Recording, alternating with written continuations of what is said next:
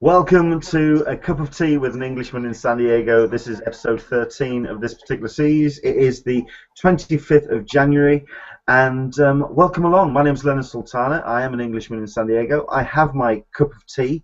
Hopefully you've got yours too. Thank you very much indeed for watching. I know that we've got a couple of people who have joined in on the Q&A on the Google Plus Hangout.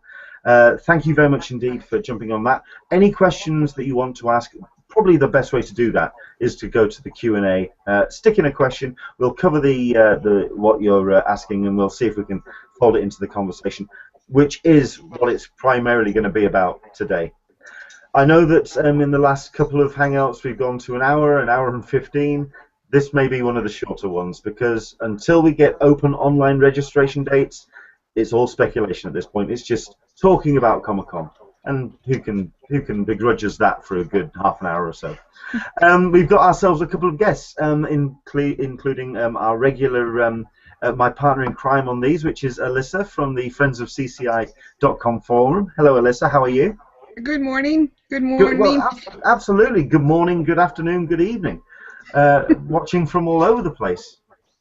How's your week been? It's good. Quick update. I'm getting a message from Mike Leventhal, who's doing Gen Con this week, and apparently they have their hotel sales are going up today. They went live at noon. He got a time estimate of 23 minutes and was able to get a downtown hotel. Excellent. A couple of other people on the forum are getting estimates of an hour and 20 minutes, an hour and a half. Unsure as to whether or not they'll get downtown or not, but it seemed as though that there were a few rooms still available. So if you're going in for Gen Con, keep your fingers crossed. You may get lucky. You do right. Excellent. Yep. That's a con I don't know a great deal about. I really am going to have to do a bit more research onto that one. Board games. Oh, right, okay. Gaming. Well, I posted I posted about that this week because I shared the tabletop, the latest episode on my post with Bonnie Burton was on there, who I speak to a lot on the various social media, and I turned around and said, I don't actually do board games, so I don't know anything about it. It's something that I've never done. I don't think I don't have many friends that do it. I'm gonna have to get more friends that do board games. That's what I need. I need local friends who do board games.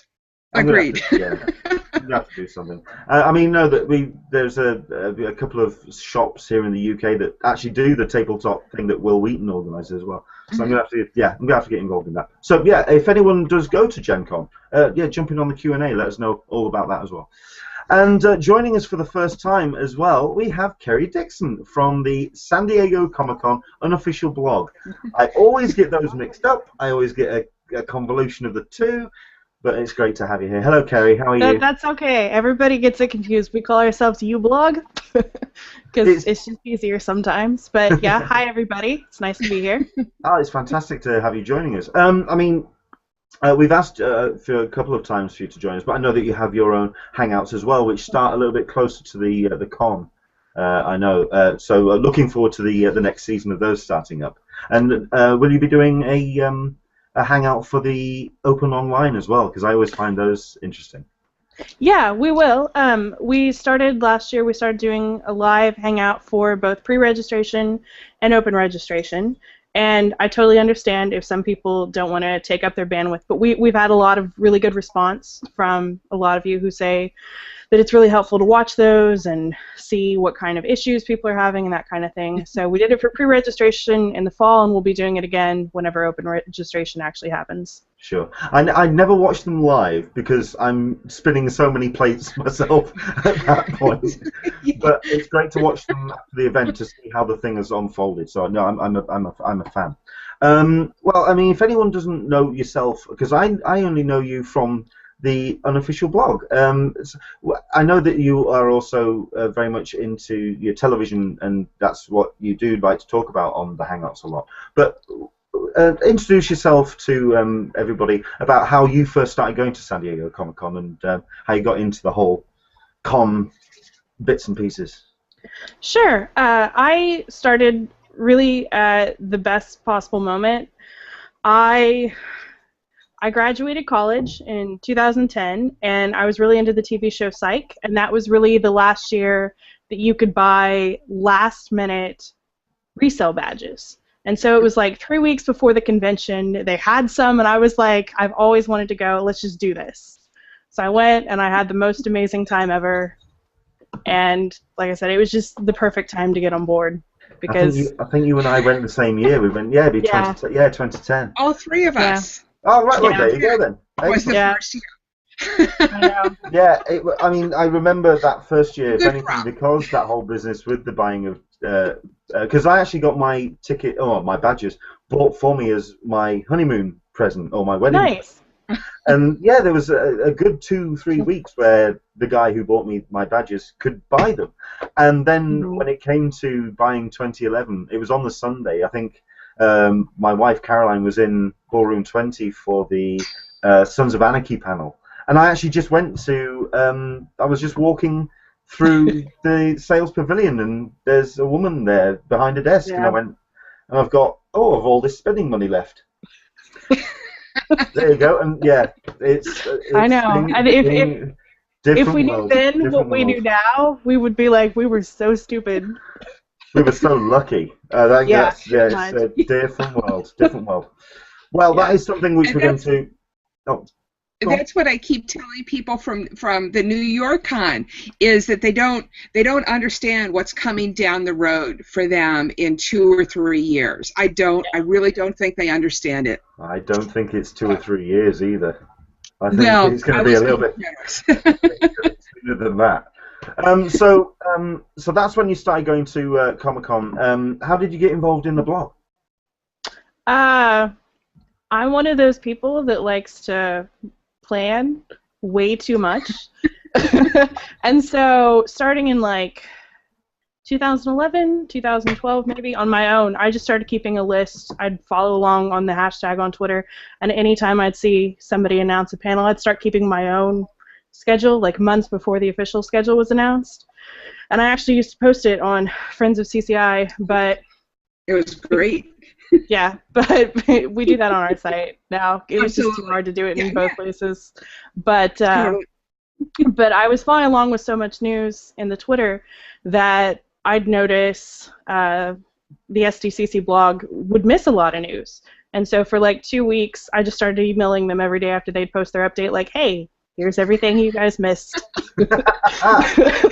And finally Jeremy, who used to be the editor, was like, just come join our team. Just stop sending me things. That makes sense. That makes complete sense. Because you're now you are now the is it the editor-in-chief? Is such that grand? It sounds like it's such a grand title. I mean, editor-in-chief. Excellent. Okay. Yeah. Well, that's great. Well, that's there you go. If anyone is sort of interested in getting involved in blogs such as the unofficial blog, just follow on. Just harass me. Good news. Pretty much it. Well, I think that's what I've been doing when I've been asking you for joining us on the Hangouts. I've been asking, but it's great that you've joined us. Thank you very much indeed. Well, I mean, I think that's probably the first thing we can kind of have a chat about when it comes to, like you say, Alyssa, with the New York Comic-Con getting more and more popular, and the numbers of people that are getting involved in con culture, and when it comes to San Diego Comic-Con. Obviously, there's so much money and so many people involved that when it comes to taking over an entire city, like we do when we descend on San Diego, that can provide a whole bunch of pressure, not only to the organizers, but to the city itself, to its own infrastructure. And that all came about, and certainly got a spotlight shone on it this week, with a quote that got pulled, a 2-line quote from David Glanzer that got pulled out of an LA Times article, I believe at the end of last week, which kind of got picked up by every single news site going.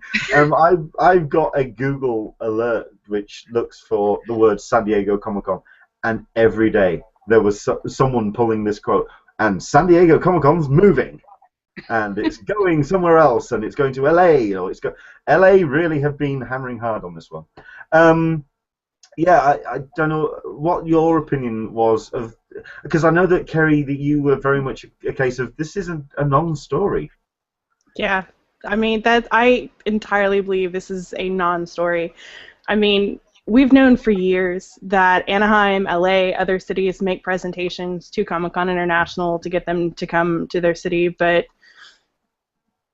I just don't believe it's going to happen. I don't believe it's anything out of the ordinary. I don't think anything. I think David Glanzer's quote was basically saying, hey, we've heard some great presentations, because they obviously don't want to piss off these other cities, just in case something ever does come down the line where they can't work out a deal with San Diego, but it's not news, in my opinion. You might actually know more better than me on this one, because I'm sending in an email interview with David, because there's one or two things I wanted to pick up on. Someone's been mentioning about an agreement till 2018. Yeah. Is that with the convention center? Yeah, it's with the San Diego Tourism Authority, which Right. Joe Terzey is the guy who runs that. But he did an interview with UT San Diego and a couple other places back in November. And he basically said that one of the biggest stumbling blocks is in reaching this new agreement that would be extend their contract in San Diego through 2018 is just getting the hotels on board. Because the hotels provide two things. One, obviously, hotel room block, which means that attendees can stay there at a rate that's not like $800 a night. So I know the prices are not great right now, but they could be even worse, and I think we all know that. Sure. And two, they also rent space from some of the hotels, like the Bayfront and some other Marriott. hotels. Yeah, Marriott for the gaming, for the Sega stuff. Yeah. Exactly. So all of that kind of has to be worked out. But as of November, I know Joe Terzey said that they had about 30 out of 50 hotels currently signed on. And so I think, truthfully, that's probably what the holdup is they're just working right now at getting the hotels on board. Sure. I mean, the one thing that I pulled out of because David did an interview or an expansion on his quote with Bleeding Cool before the weekend, where he just went, hang on a sec, will everyone just calm down for 5 seconds, just chill out a second. And he pretty much said, like you say, that they do get offers every year. I mean, I remember speaking to David back in 2011, and he was saying the same thing. We do get offers on a regular basis. I think 2014 was an interesting year because they introduced what they call the campus setup, where it did expand beyond the convention center, and it became truly San Diego Comic-Con. So I felt 2014 was more of an experiment on how far they can bleed out beyond the convention center, and I still think in 2015 we will be seeing more of that. Certainly with because they took over a theater for additional panels this year, and I think there could be more of that's happening in 2015. One or two people have been saying that it's even turning into just general conversation, that people are coming and talking about this is San Diego Comic-Con moving. The question has come up, however, where it would possibly go. I mean, I'm certain that on the forum, Alyssa, there's been a number of suggestions. What have been the front runners and the pros and cons that have been discussed on the forum? To my mind, the most interesting response on the forum was by Just Kristen, who gave a good. He works beside the LA Convention Center, and he gave a good overview idea of how many of the local hotels would provide off-site events, what the atmosphere would be for that. However, there were a lot of counterpoints which it seemed to indicate that a few of the off-site events might require cars to get to, which of course detracts from the whole turn downtown into Comic-Con, which I think is what a lot of people really enjoy. Sure. And Las Vegas, is the heat And so in Anaheim, it's, you know, the mouse ears versus the cosplay. So and plus there doesn't seem to be enough hotel rooms. I don't remember if that was actually in one of the articles, but there didn't seem to be enough local hotel rooms, and all of those rooms would be competed for with all of the mouse people, the Disney World, Disneyland people. Sure. So you really wouldn't get access to all of the hotels, unlike San Diego, where you can get to them all. I have to say that I am going to experience Anaheim for the first time. I am going to WonderCon this year, so I will learn the layout, and I'm looking forward to that, to seeing what everybody's been talking about. Sure. Go ahead. No, you first. You're the guest. It's all you. I was just going to say, WonderCon's a lot of fun, but I think you'll notice when you go down there, it's mostly, there's the convention center and then like 2 hub hotels, and everything beyond that is a lot further spread out. So, yeah, it's not really the kind of layout that San Diego has. Sure. Right. And I tend to agree with Carrie, what she said earlier, that it is a lot of panic, media panic to get readers. It's a great headline to get. As everyone has proven, is San Diego Comic-Con leaving Comic-Con? Leaving San Diego. But I think that that CCI would much rather limit its membership to 130,000 people and turn the whole town into a week of Comic-Con than go someplace else and be marginalized. Sure. Well, and I think what most people also don't realize, and what that LA Times article really kind of confused a lot of people on, is even if you go to another city, like LA and Anaheim, their convention centers are so much smaller than San Diego's. The San Diego Convention Center has about 2.6 million square feet. LA, by contrast, let's look here, has like 0.9 million. So, yeah. And I think with LA it's more a case of there's more of them. I think there's more spaces. Is that right? Yeah, but it's so spread out, you know, and you're talking about having to make up almost 2 million square feet. Plus, the 2.6 in San Diego doesn't even take into consideration the hotels you are using. That's just the convention center. Yeah. So. But I think like the response that David put out, it's not just the space that is the main reason that people want to stay in San Diego. San Diego, as I discovered when I made the decision to go in a week early, and I do try and go in a week early, I try and go a week later, it's a gorgeous city.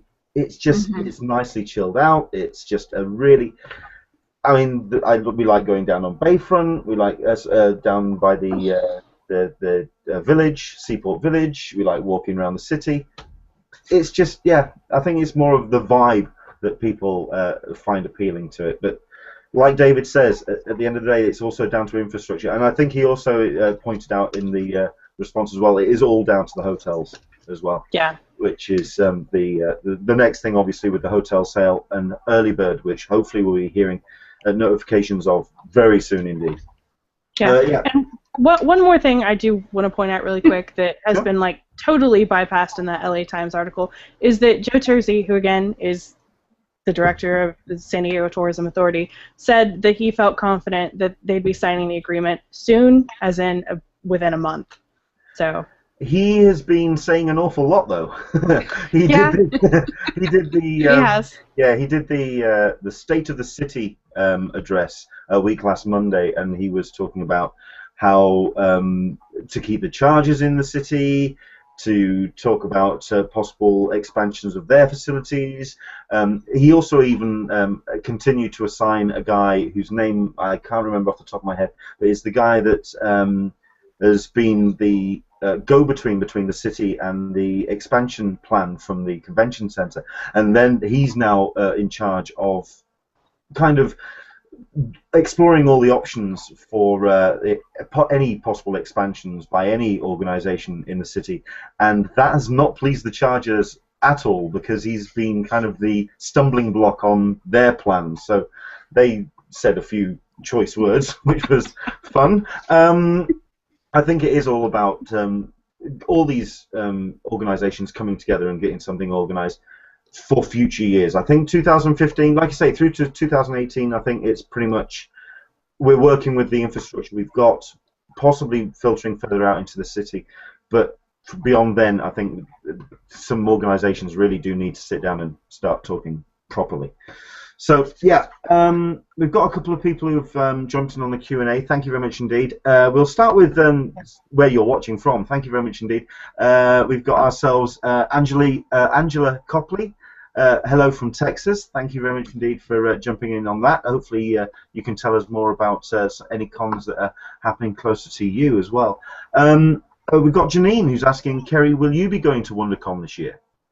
Not this year. I went last year, but I'm planning like a 2-week Disney vacation this year, so my vacation time was a little more limited. So. But maybe next year. Well, I mean, I'm like I say, I'd like to do New York Comic Con. I'd like to do WonderCon, and I think next year is going to be the WonderCon for me. So I'm hoping to get on a couple of cheap flights. Let's see what we've got here.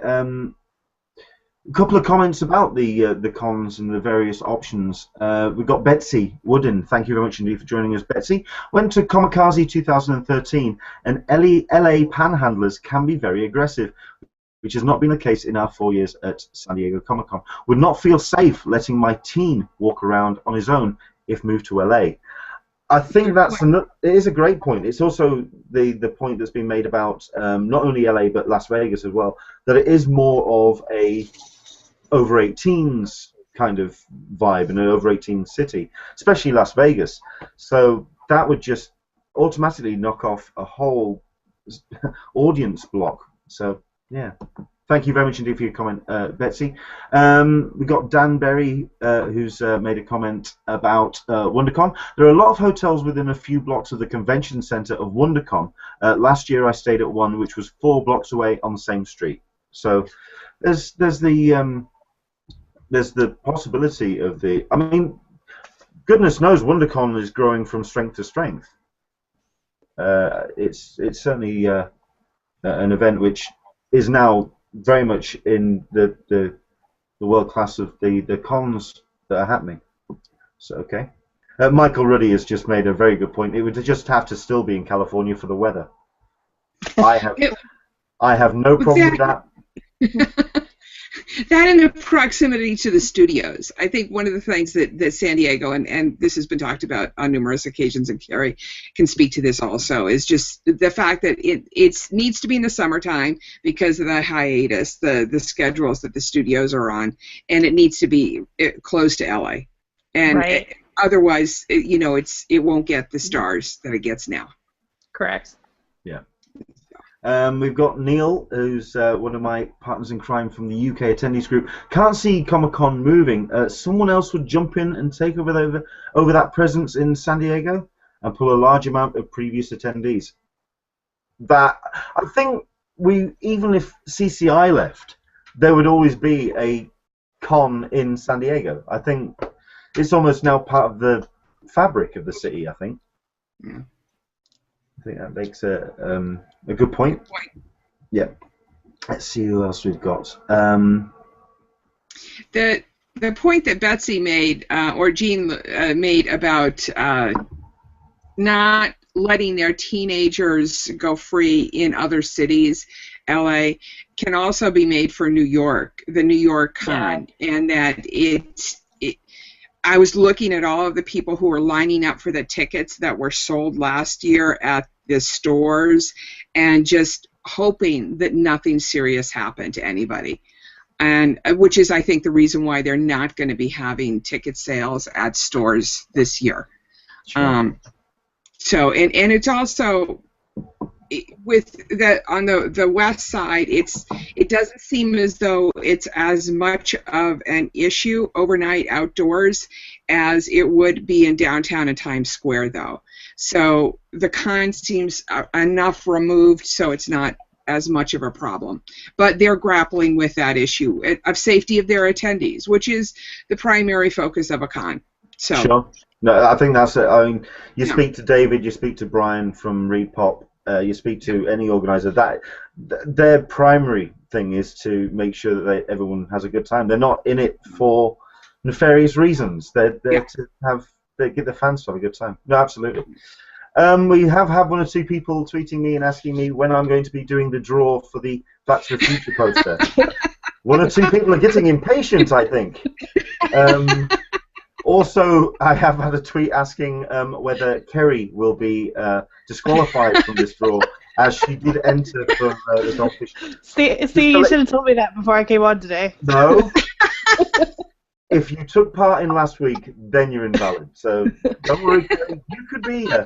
You could be a winner. Don't worry, it's coming. Oh, good. How many people entered? This has been the most, well, I've only done a couple of these competitions on the Hangouts, and there will be more coming, by the way. There's not one this week, but there are more coming. We've been speaking to a number of really generous companies who have been interested in giving us prizes, but we're looking at around 25 people for this. Isn't too shabby. So Good odds. Yeah, not too bad. So one of you 25 could be a winner shortly. I'm not gonna. And invite BB. Yeah, I'm not gonna be there with that. Okay. Yeah, we've a couple of the random comments, or certainly think. I mean, like I say, this is a little bit more informal than previous Hangouts. So indeed, we've got Gary Quigley who's turning around saying, "Can we all send a happy birthday to Mr. DC himself, Jeff Johns?" Absolutely. I think we should. I mean, yeah, I think it's good to acknowledge the creatives. Jeff, I know that I tweeted you already. If you're watching this. Yeah, right. Whatever. If it gets round to you, do someone tweet Jeff Johns and let him know that we've said hello. Happy birthday, Jeff. Also, John Romita Sr. is celebrating his birthday as well today. So. It's all these. Is it Capricorn still at this point? I think so. I'm not going to ask. No. All these Capricorns. Anyway, excellent. So right, let's see what else we can talk about before I do this draw. It is coming. I will interrupt 1 second while you're going through and reading, and just suggest that people. If you got a Loot Crate box that had a comic book in it, and you buy comics at conventions, keep that Loot Crate box because it's perfect for comics. That's my one tip of the week. Very good point. I'd also make a point about Loot Crate as well, because that is one of the. I'm going to basically blow a bit of smoke at their bum now, because they know I am. They're one of the companies that we've been speaking to, because we really would like them to get on board. If there has been any issues with your Loot Crate, get in contact with them, because they're brilliant for support. Their customer service is just outstanding. I am a massive fan, and even though they're not supporting us yet, this episode is sponsored by Loot Crate. There you go. Just going to say, I'm big fans of them. Fantastic. Right, is there anything else that anyone wants to very quickly bring up before we move on? Since we've talked quite a bit about it, WonderCon badges and hotels are on sale. Yep. That happened this week on Wednesday. Well, I mean, I know that someone tweeted you, and I think I jumped on it as well, but I know that you were talking to someone about how long it takes for WonderCon tickets to sell out. Do we have any indication where we are with those at the moment?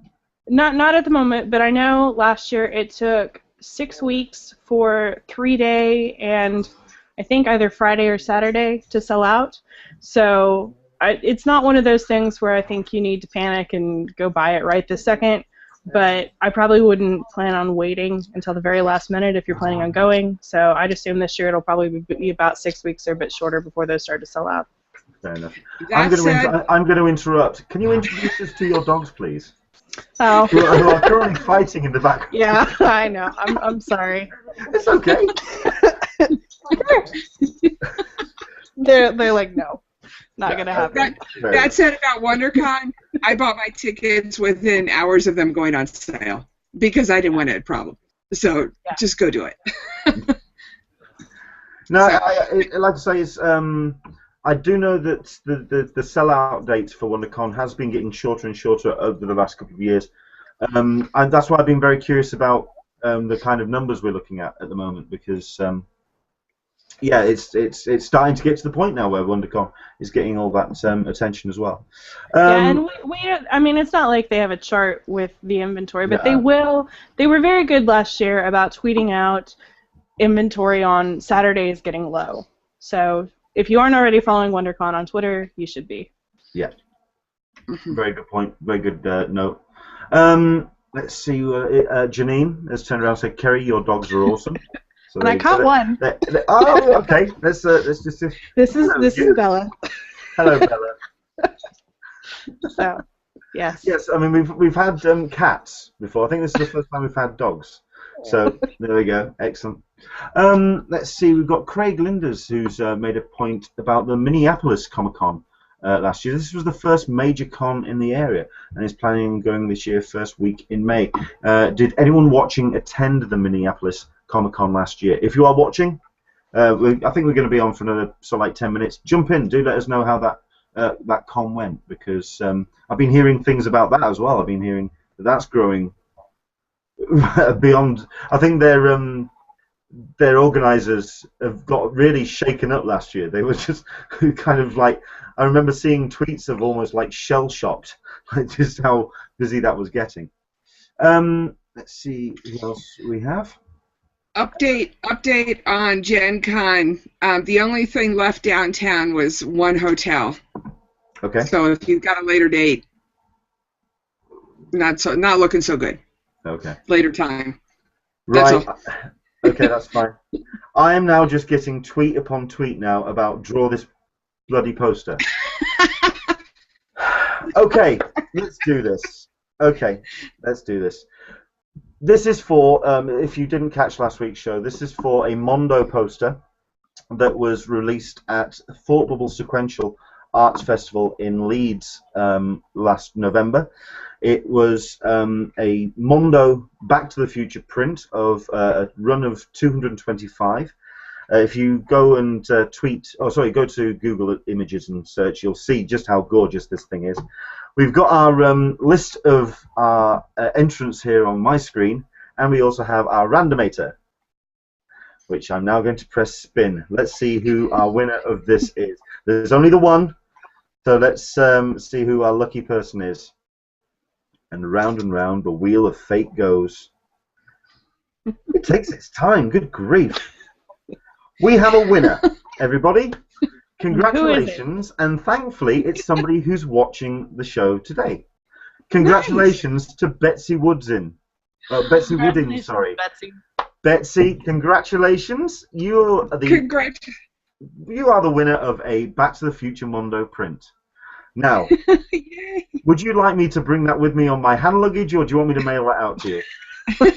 Either way, we'll get that to you. Congratulations, Betsy. Well done. Excellent stuff. And commiserations to everybody else. Sorry, Kerry. Aww. Listen, okay. we are going to be doing more draws and more competitions as we get close to Comic-Con. I've been speaking to a number of companies, and hopefully we'll be getting some great prizes on the Hangouts in weeks to come. Also, as well, people have been asking about the Ex Machina T-shirt draw that I'm doing on the an Englishman in San Diego.com. That I believe, if I remember correctly, that runs out at midnight tomorrow GMT. So if you are wanting to enter that, it's for a great T-shirt from Last Exit to Nowhere. They've designed a T-shirt based on some of the jock design for the film. Do check that out. It's one more day to go on that draw, so people have been asking. Congratulations, Betsy. Yes, congratulations, Betsy. Congratulations, Boo. Oh, yeah. Yeah, okay. There's going to be some excuse me. There's going to be some sore losers, I understand. But no, congratulations, Betsy. Right. Like I say, this was only going to be kind of like a really kind of bit of a chat. Is there anything else anyone else wants to bring up? I was particular. I'm currently watching 12 Monkeys. Is anybody else watching that? I've heard 12 good Monkeys. things, but no. No, to be honest, I think I'm going to skip on it purely, well, for two reasons. Number one, The original director's not involved, and as a fan, it's just something I'm rather protective of. And number two, it's sounding from what I've been reading in reviews that people have been the people who have made the series have completely missed the point of the film and just turned it into a time travel series, and that's not what 12 Monkeys was about. It was about no, it wasn't. That's no. Look, okay, I'll watch the first couple and I'll let you know. This was something that came up actually. We'll finish up on this, and it's a good question. And if you want to jump in on the Q&A, this is about finances for Comic-Con and how much you spend. Basically, the question is, how much do you save for cons? How much do you plan to spend? And what do you actually spend your money on? It's a very good question. We'll start with Kerry. Do you spend much money, or is it more a case of panels? What's the focus? I probably spend more than I think I do, because I usually only bring about. I'm not really into the exclusives, so I usually only bring about $300 in cash when I go to Comic-Con. But I know beforehand I buy a lot of like Nerd HQ tickets and that kind of thing, so I probably spend more than I think I actually do in the end. But it depends entirely on what you're there for. If you were there for exclusives, plan on bringing way more money than I do. No, because I go with my my significant partner. We kind of planned to not spend a great deal, but Caroline did end up spending a lot on exclusives this year. Yeah. So I think exclusives may be kind of becoming one of the things we're looking out for, especially with Funko, and there was a couple of Rocketeer things that I was very big looking for, and she looked after me with a couple of those. What about to me, though, the biggest expense, in my opinion, is the hotels. And one thing to consider is you got to start saving for that now, because last year I think it was a 2-night deposit, and so that's for most downtown hotels you're looking at like $700 or something. So you need to kind of start planning for your con budget now. That makes sense. No, it's imminent. It is very much so. I mean, I think the next thing that we're looking at is early bird. Like I say, I think that's going to happen pretty soon, actually. Yeah. If we're not this week, it's certainly within the next couple. I'd certainly keep early bird in mind as well if you are going to con, purely because it is a great bargain to do, and the infrastructure in town does allow you to go if you are staying a little bit further out of town. And for the people who have never been to Comic-Con, Lenny, what is early bird? Well, very good point. Early Bird is a series of hotel sales, it's one hotel sale really, that where they CCI organise with travel planners to block out a number of hotels a little bit further afield, more in Mission Valley, which are very much on a discount rate. They are cheaper than the hotel sale prices when that happens. And it's very much for those who are very confident about getting their badges. Either they've bought their badges already in pre-reg, or they feel supremely confident about their chances for open online, because the savings on the hotel for early bird is made up by the fact that it's non-refundable. In other words, you put your money down and you spin the wheel. You really do. Yeah. And just like he was saying, it's no downtown close hotels. It's everything's a little bit further out. Yeah. But like I say, I'm a big fan of the public transport infrastructure in San Diego. It does keep you in the loop, and they're quite regular, and it's all free, so it's very cool. We've got Craig Linders who's talking about the money spending. My hotel cost was the big expense, about $1,000. Traded in miles for my flight, so that was around $200. $200 for a flight. Trust me, from a UK perspective, that's glorious. That was about my cost for 2 people, because of miles and the frequent flyer program. Yeah. Yeah. Probably about $550 on exclusives and comics. Food was about $200. The hotel was definitely the big cost. Yeah, that makes sense. Absolutely. We've got Michael Ruddy who's talking about the early bird. Early bird is good, but nothing beats buying a bunch of stuff and just walking across the street from the con and dropping stuff off at your hotel. You can also, though, if you get close parking, you can go drop it off at your car. Yes, the parking is something that I have been kind of avoiding talking about until we can actually speak to that particular organisation, because that... John at Ace Parking, yeah. That was, oh boy, was that a story and a half last year. Especially when we spoke to John, and I know that you also managed to go to the offices as well, and for the unofficial blog, and everything was apparently going to go swimmingly, and it didn't work that way, unfortunately. I think everyone just underestimates the power of Comic-Con attendees going to a website. Everyone. Yeah. And clicking precisely at 12 noon. Yeah. Everybody, 130,000 people. It was the amount of planning and the infrastructure and testing they did, and then for it to just fall apart. It was so awful. Yeah, I know. Yeah, not only that, but John was genuinely. You could see in his tweets as well. He was heartbroken that people were just stuck. Yeah, fingers crossed for you guys. Because we really hope that it gets fixed for this year. To get back to the sales thing, sure. I've been bringing a fair amount of cash, and I usually find that I don't spend that cash. My biggest expense has been the Hasbro booth, and I think that honestly, if I could get that down to a reasonable point for exclusives that were true exclusives and not going to be resold, reissued later on, that I could manage it with only spending $200 or $300 at the con.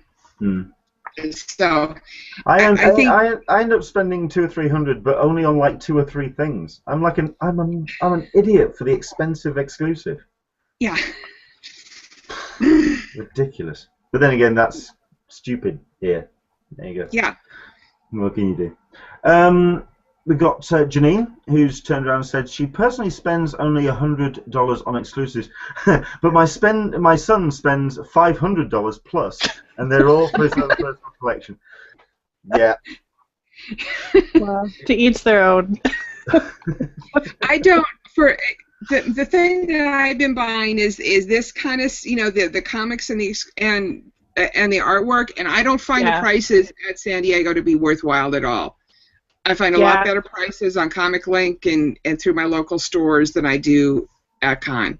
Sure. The one thing that I have been buying at conventions has been art prints. But truthfully, if you go to some of the smaller people, I think their prices are pretty in line. Exactly. Yeah, I'm talking about the resellers for the original. Yeah.